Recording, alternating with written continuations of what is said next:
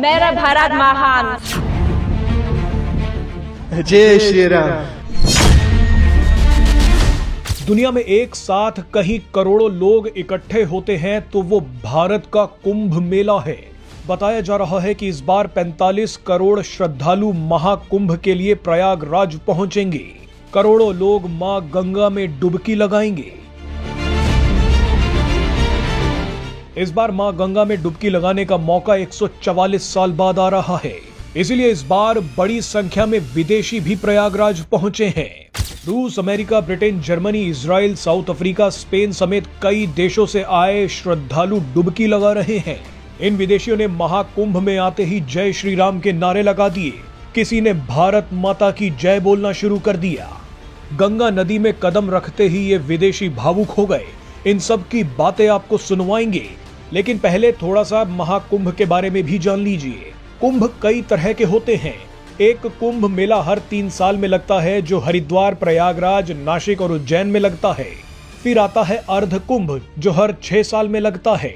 अर्ध कुंभ का आयोजन सिर्फ हरिद्वार और प्रयागराज में होता है। 12 साल बाद जो कुंभ मेला लगता है उसे पूर्ण कुंभ कहते हैं। बताया जाता है कि 12 साल में जुपिटर सूर्य का चक्कर पूरा करता है, इसीलिए ये कुंभ हर 12 साल में आता है। पूर्ण कुंभ भी हरिद्वार, नासिक, प्रयागराज और उज्जैन में से किसी एक में लगता है।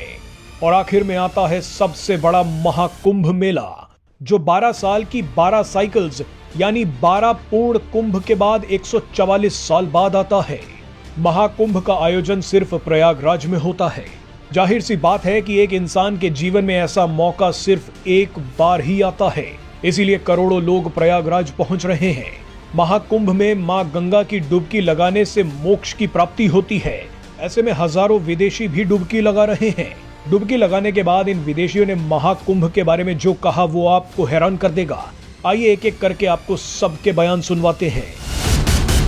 मेरा भारत महान. So I came from Russia, but I was flying from Vienna, from Austria, from Europe. I'm working and living in Europe, and India is just great. I mean, we came to Kumbh Mela first time in life, and this is a big Kumbh Mela, so we're very excited. It's like, you know, you see the real India, and the true power of India is their people. I love India. Mera Bharat Mahan. It's been beautiful. It's so well organized. The streets are clean. The people are so friendly and happy.